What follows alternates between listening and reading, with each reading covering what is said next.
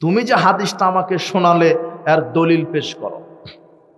অন্য হাদিসে এসেছে ওমর ইবনুল খাত্তাব বলছেন, যদি দলিল প্রমাণ পেশ করতে না পারো, এই যে তরবারি দিয়ে তোমাকে পেট পিট চিরে হত্যা করা হবে। একজন সাহাবী আর একজন সাহাবীকে হত্যার হুমকি দিচ্ছে। আবু মুসা আশআরী ভয় পেয়ে গেলেন, ওমর বলে কথা, ওমর যা করবে, যা বলবে তাই করবে। তাই তিনি ঘাবড়ে গেলেন, দৌড়ে চলে গেলেন সাহাবীদের একটা মাজলিসে, যেখানে অনেক সাহাবী বসেছিলেন। সাহাবীগণের মধ্যে একজন সাহাবী প্রশ্ন করলেন, কি ব্যাপার, আপনি এরকম ঘাবড়ানো কেন, কি হয়েছে আপনার? তখন আবু মুসা আশআরী বলছেন, আমি ওমর ইবনুল খাত্তাবের বাড়িতে গিয়েছিলাম, এই ঘটনা, তিনি এই হাদিসের দলিল চেয়েছেন। তখন উবাই ইবনে কাব বলছেন, ওয়াল্লাহি লা ইয়াকুমু মাকা ইল্লা আসগারুল কওম। হে ওমর ইবনুল খাত্তাব, এই যে যত সাহাবী দেখছেন এই বৈঠকের মধ্যে, এর মধ্যে যিনি ছোট সাহাবী, তার এই হাদিসটা, এই দলিলটা জানা আছে। ফাকুনতু আসগারুল কওম। আবু সাঈদ খুদরি রাদিয়াল্লাহু আনহু বলছেন, আমি দাঁড়িয়ে গেলাম, আমি ছিলাম সবচেয়ে ছোট কম বয়স্ক সাহাবী। আমি দাঁড়িয়ে গিয়ে ইয়াকুমু মাহু ফাখবারতু ওমর আন্না নবী সাল্লাল্লাহু আলাইহি ওয়াসাল্লাম কালা যালিক। আমি দাঁড়িয়ে ওমর ইবনুল খাত্তাবকে বলছি, হ্যাঁ, রাসূল সাল্লাল্লাহু আলাইহি ওয়াসাল্লাম এরকম কথা বলেছেন, রাসূল সাল্লাল্লাহু আলাইহি ওয়াসাল্লাম এই হাদিস বলেছেন। তখন ওমর ইবনুল খাত্তাব রাদিয়াল্লাহু আনহু, আচ্ছা ঠিক আছে, আমি দলিল পেয়ে গেলাম। দেখেন রাসূল সাল্লাল্লাহু আলাইহি ওয়াসাল্লামের সাহাবীগণ দলিলের ব্যাপারে কত কট্টর ছিলেন। এখান থেকে দুটাই হাদিস থেকে শিক্ষা হলো যে আলেম যত বড়ই হোক, সব হাদিস জানা নাও থাকতে পারে। ওমর ইবনুল খাত্তাব বিশ্ব অর্ধ পৃথিবীর খলিফা, তারপরও এই হাদিস তার জানা না। বোঝেননি মনে হয়? ওমর ইবনুল খাত্তাবের এই হাদিসটা জানা ছিল না, তাই তিনি বলছেন যে দলিল পেশ করো। তখন সাহাবীগণ বলছেন, হ্যাঁ, রাসূল সাল্লাল্লাহু আলাইহি ওয়াসাল্লাম এই হাদিস বলেছেন। দলিল ছাড়া সাহাবীগণ কোনো আমল করতেন না। আর আপনি বাপ দাদার দোহাই দিয়ে শরীয়ত মানবেন, মানে ওই শরীয়তের 5 পয়সা মূল্য নেই, ওই আমলের 5 পয়সা মূল্য নেই। যে আমল দলিলবিহীন করা হয়, আপনাকে দেখাই সাহাবীরা রাসূল সাল্লাল্লাহু আলাইহি ওয়াসাল্লামকে কিভাবে অনুসরণ করতেন। ইত্তেবায়ে সুন্নাহ, রাসূল সাল্লাল্লাহু আলাইহি ওয়াসাল্লামের অনুসরণ। আবু সাঈদ খুদরি বলছেন, এই সালামের এই হাদিসটা সহিহ বুখারীর 6235 নম্বর হাদিসে পাবেন। আবু সাঈদ খুদরি এবার বলছেন, এই হাদিসটা পাবেন 956 নম্বর হাদিস। আবু সাঈদ খুদরি রাদিয়াল্লাহু আনহু বলছেন, দেখেন সাহাবীগণ রাসূল সাল্লাল্লাহু আলাইহি ওয়াসাল্লামকে কি পরিমাণ অনুসরণ করতেন। আবু সাঈদ খুদরি রাদিয়াল্লাহু আনহু বলছেন যে আমরা রাসূল সাল্লাল্লাহু আলাইহি ওয়াসাল্লামের সাথে ঈদুল আজহা, ঈদুল ফিতরে যেতাম, তিনি গিয়েই সর্বপ্রথম 2 রাকাত সালাত আদায় করাতেন, এরপরে খুতবা দিতেন। এভাবেই চলে আসছে। এরপরে যখন মদিনার খলিফা আমির হলেন মারওয়ান খলিফা হয়েই ঈদের দিনে তিনি মেম্বার নিয়ে গেলেন। আর আরেকটা কাজ করলেন, তিনি সালাতের আগেই খুতবা দিলেন। আবু সাঈদ খুদরি বলছেন, না, আপনি তো রাসূলের দিন পরিবর্তন করে ফেললেন। রাসূল সাল্লাল্লাহু আলাইহি ওয়াসাল্লাম ঈদের মাঠে মেম্বার নিয়ে আসেননি, কাজে মেম্বার চলবে না। ঈদের মাঠে মেম্বারের উপরে দাঁড়িয়ে খুতবা দেওয়া, এটা রাসূল সাল্লাল্লাহু আলাইহি ওয়াসাল্লাম সুন্নাহ বিরোধী, এটা হলো বিদআত। ঈদের মাঠে মেম্বার চলবে না। আবু সাঈদ খুদরি বিরোধিতা করছেন, না, আপনি তো রাসূলের দিনকে পরিবর্তন করে ফেলালেন, ঈদের মাঠে মেম্বার চলবে না। আর আপনি আগে খুতবা দিলেন, পরে সালাত আদায় করলেন। জি না, যদি আগে সালাত আদায় করলেন না, এমন ভাষা না। ভাষাটা হচ্ছে ঈদের মাঠে মেম্বার নিয়ে গেল, আর মারওয়ান আগে খুতবা দিবে, পরে সালাত আদায় করবে। তখন আবু সাঈদ খুদরি বলছেন, না, আপনি তো দিন পরিবর্তন করলেন। আমি আপনাকে সালাম দিলাম, যেখানে রাসূল সাল্লাল্লাহু আলাইহি ওয়াসাল্লামের তরিকা চলে না, এই মাঠে আমি সালাত আদায় করব না, এই বলে তিনি ফিরে আসলেন। তো ওখানে মারওয়ান যুক্তি দিচ্ছেন, শোনো, রাসূল সাল্লাল্লাহু আলাইহি ওয়াসাল্লামের যুগে আগে সালাত হয়েছে, পরে খুতবা হয়েছে, কথা ঠিক, কিন্তু এখন আগে খুতবা হবে, পরে সালাত হবে কেন? আগে যদি সালাত আদায় করি, পরে খুতবা দিই, তাহলে মানুষ থাকে না, সবাই উঠে চলে যায়। তাই আমি আগে খুতবা দিব, পরে সালাত আদায় করব। তখন আবু সাঈদ খুদরি বলছেন, না, এটা রাসূলের তরিকা উল্টিয়ে ফেললেন আপনি। এই মাঠে আমি আবু সাঈদ খুদরি সালাত আদায় করব না। রাসূল সাল্লাল্লাহু আলাইহি ওয়াসাল্লামের তরিকার বিরোধিতা হলে সাহাবারা এটা মেনে নিতে পারতেন না। সাহাবীরা কত কট্টর ছিলেন দলিলের ব্যাপারে, রাসূল সাল্লাল্লাহু আলাইহি ওয়াসাল্লামের সুন্নাহর ব্যাপারে তারা কিভাবে হেফাজত করেছেন আপনাকে দেখাই। সাহাবীগণ রাসূল সাল্লাল্লাহু আলাইহি ওয়াসাল্লামকে কিভাবে অনুসরণ করতেন। রাসূল সাল্লাল্লাহু আলাইহি ওয়াসাল্লাম একটা কথা বলতে দেরি, তারা মানতে দেরি করেননি। আপনার খয়বারের যুদ্ধে বিজয়ের পরে যখন বিজয় হলো, সাহাবীগণ ওই গৃহপালিত গাধা জবহ করে গোস্ত রান্না করছেন, টকবক করছে, ঘ্রাণ নাকে চলে আসছে। এমন সময় রাসূল সাল্লাল্লাহু আলাইহি ওয়াসাল্লাম বললেন, শোনো, আমি মুহাম্মদ সাল্লাল্লাহু আলাইহি ওয়াসাল্লাম গৃহপালিত গাধার গোশত আজ থেকে হারাম করে দিলাম। সাহাবীগণ এই কথা শুনতে দেরি করলেন, ডেকচিতে লাথি মেরে ওই গোশতটা ফেলে দিলেন। কেন? ওটা হারাম করেছেন কে? মুহাম্মদ সাল্লাল্লাহু আলাইহি ওয়াসাল্লাম, আল্লাহর পক্ষ থেকে।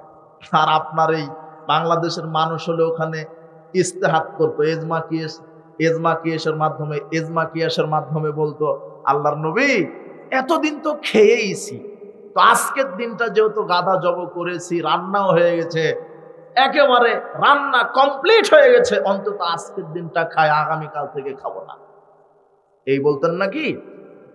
কিন্তু সাহাবীগণ দেখেন কথা শুনতে দেরি, মানতে দেরি করেননি। হারাম, এখন থেকে হারাম, লাথি মেরে ফেলে দিলেন। আনাস রাদিয়াল্লাহু আনহু বলছেন, আবু তালহার বাড়িতে আমি মদ পরিবেশন করছি, তখন মদ হালাল ছিল, মদ পরিবেশন করছিলাম। এমন সময় রাসূল সাল্লাল্লাহু আলাইহি ওয়াসাল্লাম এক ব্যক্তিকে বললেন, তুমি এই মর্মে ঘোষণা দাও, আজ থেকে মদ হারাম। যখন সাহাবীগণ ঘোষণা শুনলেন, যারা মদ হাতে ছিল রাস্তায় ঢেলে ফেলে দিলেন, যারা মুখে দিয়েছিল কুলি করলেন, যারা খেয়ে নিয়েছিল তারা বমন করলেন। সেদিন এমন পরিস্থিতি হলো যে রাস্তায় মদের স্রোত চলে গেল, বয়ে গেল। দেখেন, শুনতে দেরি, মানতে দেরি করেননি। আর আপনি 20 বছর ধরে শুনছেন বিড়ি সিগারেট জর্দাগুল খাওয়া হারাম, আপনি এখনো ছাড়তে পারেননি, বলেন আপনার ঈমান আছে না নাই? সাহাবীরা মানতে দেরি করেননি, শুনতে দেরি হয়েছে। মদ হারাম ওখানেই বমন করে দিয়েছে।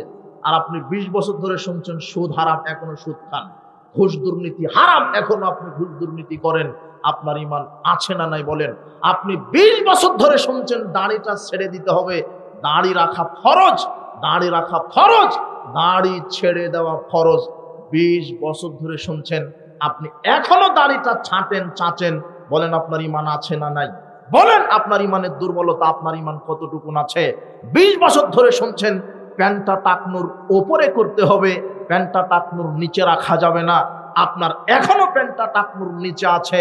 আপনি কিভাবে রাসূলকে মূল্যায়ন করবেন? জি না, সাহাবারা রাসূলকে মূল্যায়ন করেছেন। রাসূল সাল্লাল্লাহু আলাইহি ওয়াসাল্লাম থেকে যে কথা শুনেছেন, শুনতে একটু দেরি হয়েছে, মানতে কোনো দেরি হয়। আপনার ঈমানের দাবি থাকা উচিত। সাহাবীগণ রাসূল সাল্লাল্লাহু আলাইহি ওয়াসাল্লামকে কিভাবে অনুসরণ করতে, আর একটা দৃষ্টান্ত দেই। যা ওমর ইবনুল খাত্তাব আন্নাহু জা ইলা হাজরুল আসওয়াদ, ওমর ইবনুল খাত্তাব, আব্দুল্লাহ ইবনে ওমর কালো পাথরে গেলেন,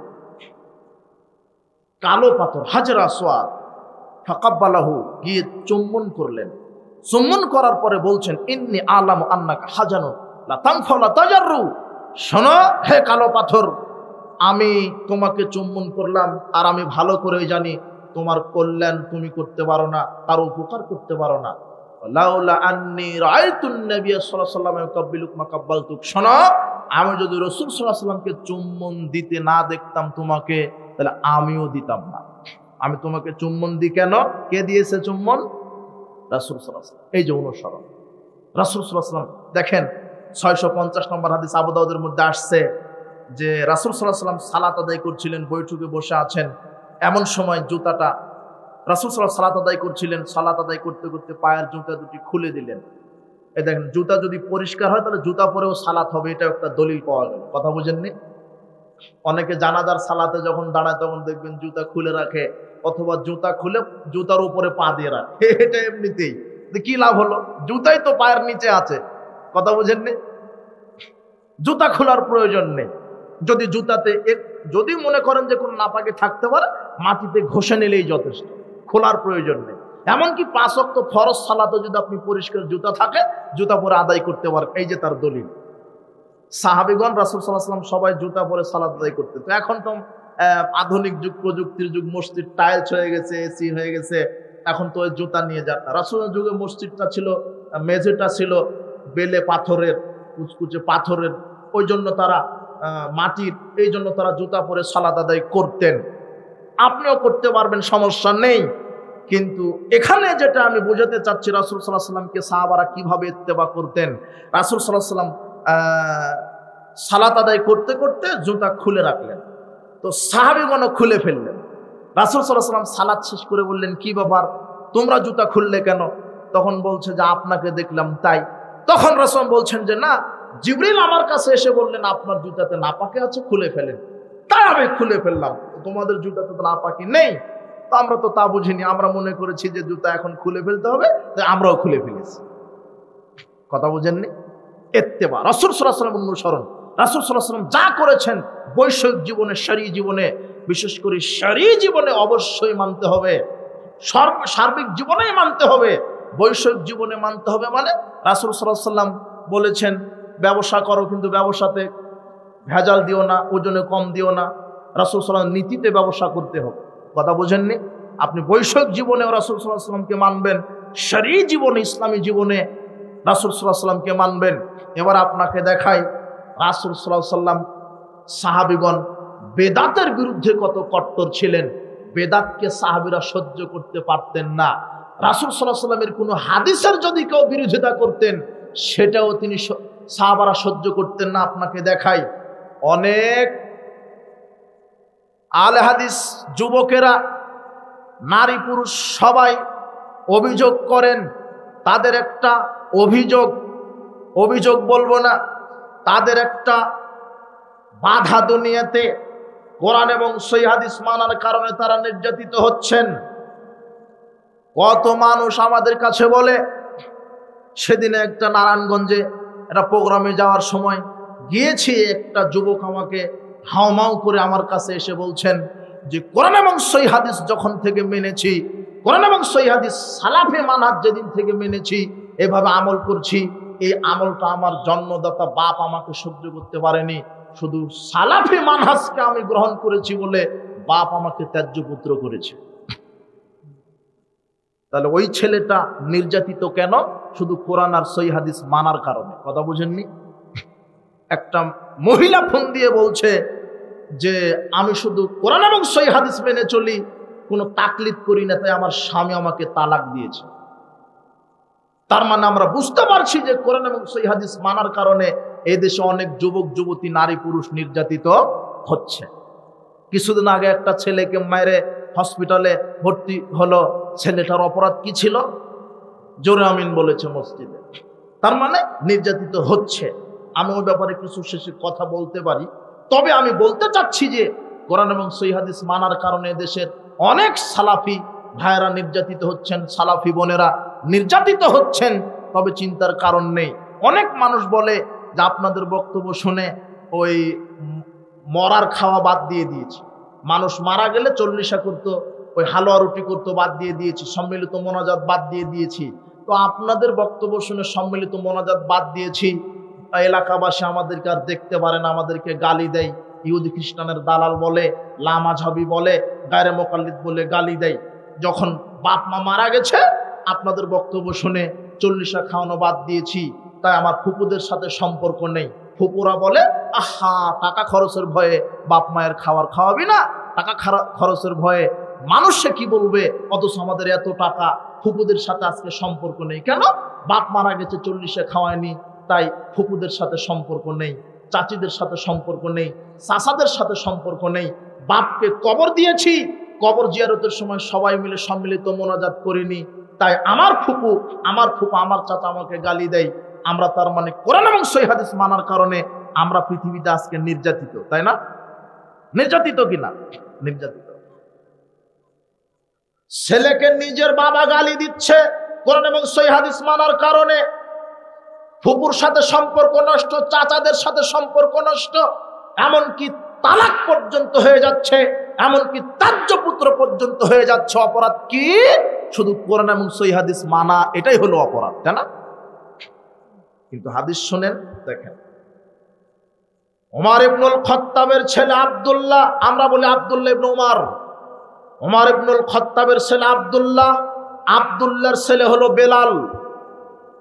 আব্দুল্লাহ রাদিয়াল্লাহু আনহু বেলালকে বলছেন, হাদিসটা মিশকাতের 1084 নম্বর হাদিস, আব্দুল্লাহর ছেলে বেলাল, ওমরের ছেলে আব্দুল্লাহ আর আব্দুল্লাহ ছেলে বেলাল, আব্দুল্লাহ ইবনে ওমর তার ছেলেকে বলছেন, একটা হাদিস বলছেন, শোনো, লা ইয়ামনা আন্না রাজুলুন আহলাহু আয়াতুল মাসাজিদ, শোনো, মহিলারা যদি মসজিদে গিয়ে সালাত আদায় করতে চায় তাহলে তোমরা মহিলাদেরকে বাধা দিও না। রাসূল সাল্লাল্লাহু আলাইহি ওয়াসাল্লাম বলেছেন, ইজাস্তাজানাত ইমরাতু আহাদিকুম ফালায়ামনাহা, যদি মহিলারা মসজিদে গিয়ে 5 ওয়াক্ত সালাত আদায় করতে চায় তাহলে বাধা দিও না। হাদিসটা সহিহ বুখারীর 873 নম্বর হাদিস। রাসূল সাল্লাল্লাহু আলাইহি ওয়াসাল্লাম বলছেন, কোন মহিলা যদি মসজিদে গিয়ে 5 ওয়াক্ত সালাত আদায় করতে চায় তাহলে তোমরা বাধা দিও না। এই হাদিসটা আব্দুল্লাহ ইবনে ওমর তার ছেলে বেলালকে শোনাচ্ছেন। তখন বেলাল বলছেন যে ফা ইন্না নামনাউহুন্না, আমরা অবশ্যই মহিলাদেরকে বাধা দিব, আমরা অবশ্যই মহিলাদেরকে বাধা দিব। তখন আব্দুল্লাহ ইবনে ওমর তার ছেলেকে বলছেন, কি উহাদ্দিসুকা আন রাসূলিল্লাহ সাল্লাল্লাহু আলাইহি ওয়াসাল্লাম, আমি তোমাকে রসুলের হাদিস শোনাচ্ছি আর তুমি বলছো বাধা দিবে? আরে রাসূল সাল্লাল্লাহু আলাইহি ওয়াসাল্লাম যেখানে বলেছেন মহিলারা 5 ওয়াক্ত সালাত মসজিদে আদায় করতে চাইলে বাধা দেওয়া যাবে না, তুমি বাধা দিবে? হামা কাল্লামাহু আব্দুল্লাহ হাত্তা মাতা, যেই বলেছে আমি বাধা দিব, বেলাল ওই নীতির উপরেই ছিল, বেলাল মসজিদে মহিলাদেরকে আসতে দিবে না। বেলালের বাপ আব্দুল্লাহ ইবনে ওমর মরা পর্যন্ত আর নিজের ছেলের সাথে কথা বলেননি। কি পর্যন্ত? কেন কেন কথা বলেননি বলেন? হ্যাঁ, ও বাধা দিবে। রাসূল বলছেন বাধা দিও না, আর তার ছেলে বলছে বাধা দিবে। রাসূল সাল্লাল্লাহু আলাইহি ওয়াসাল্লাম বলছেন, সে ততক্ষণ পর্যন্ত মুমিন হতে পারবে না যতক্ষণ না তার ছেলে, সন্তান, স্ত্রী, পরিবার তাদের চাইতে আমি অধিক প্রিয় না হব। কিসের ছেলে, কিসের পিতামাতা, কিসের খালা ফুফু, যারা রাসূল সাল্লাল্লাহু আলাইহি ওয়াসাল্লামের হাদিসকে মানে না, এদের সাথে আমাদের কোনো সম্পর্ক থাকতে পারে না। কথা বুঝেননি? মানুষ হিসেবে সম্পর্ক করবেন, তাদের সাথে উঠা বসা করবেন, কিন্তু বেদাতের সাথে কোনো আপোষ চলবে না। সুন্নাহকে মেনে চলতে হবে। আজকে এক শ্রেণীর ইবলিশের এজেন্ট আছে বাংলাদেশে, কিছু মূর্তি মুফতি না, এই বক্তব্যের মাঠে বলছেন আহলে হাদিসেরা মসজিদে মহিলাদেরকে নিয়ে যায় ভোগ করার জন্য। নগদ বক্তব্য দিচ্ছে মৌলানা সাহেব। আবার বলছে যে আহলে হাদিস এরা হলো ওয়াহাবি, এদের পিছনে সালাত হবে না। ও মসজিদে মহিলা যায় গা জ্বলে, বাণিজ্য মেলাতে যায়, হাট বাজারে যায়, এর জন্য এদের কোনো প্রতিবাদ নাই। মসজিদে গেলেই নাকি ফিতনা হয়, অথচ মসজিদ তো আল্লাহর ঘর, ওখানে যেতে দিবে না। বাজারে গেলে সমস্যা নেই। আর আরো আশ্চর্য কথা, ওরা মসজিদে মহিলাদেরকে সালাতের জন্য বাধা দেয়, কিন্তু বউকে ঠিকই হজ করতে নিয়ে যায় কাবা ঘর। কথা বুঝেননি? তারপরে বলছে কি ওয়াহাবিদের পিছনে সালাত হবে না। ওয়াহাবি মানে যারা জোরে আমিন বলে, রাফালায় দেন করে, পায়ের সাথে পা মিলাই, যারা কবর পূজা, মাজার পূজা করে না, যারা শিরক বিদআতের সাথে আপোষ করে না, যারা মিলাদ কিয়াম করে না, যারা জিলাপি খুর না, যারা শিরনি খুর, বিরিয়ানি খুর না, আশেকে রসুলের নামে জিলাপি খেয়ে মহব্বত শেষ এরকম না, যারা বেদাতের সাথে আপোষ করে না, যারা কোরআন সুন্নাহ মেনে চলে, বলছে ওয়াহাবি, এদের পিছনে সালাত হবে না। এই শয়তান জাতে মাতাল তালে ঠিক, এ ফতোয়া মেরে দিল ওয়াহাবিদের পিছনে সালাত হবে না, মানে জোরে আমিন বলি, রাফালে দেন করি, ঈদের সালাত 12 তাকবীর আদায় করি, এই জন্য আমরা হলাম ওয়াহাবি। আমরা কি, আমাদের নাম দিয়েছে কি ওয়াহাবি। ওয়াহাবিদের পিছনে সালাত হবে না, ফতোয়া বাংলাদেশে দেয়, আর হজ করতে যায় ঠিকই কাবা ঘরে গিয়ে ওয়াহাবি ইমামের পিছনে হজটা করে আসে। কথা বুঝেননি? শয়তান ওর ফতোয়াতে ওরই হজ হয়নি, টিকলো না। মক্কার ইমাম কি রাফালে দেন করে না, জোরে আমিন বলে না, 12 তাকবীরদের সালাত আদায় করে না, ও মক্কায় হজ করতে গিয়ে কার পিছনে সালাত আদায় করে আসে? কথা বুঝেননি মনে হয়। বাংলাদেশে ফতোয়া মেরে দিল ওয়াহাবিদের পিছনে সালাত হবে না, কিন্তু ও কার পিছনে করে আসলো? ওর ফতোয়াতে ওরই সালাত হয়নি, মানে ওর হজ বাতিল। কথা বুঝেননি? এরা হলো জাতে মাতাল তালে কি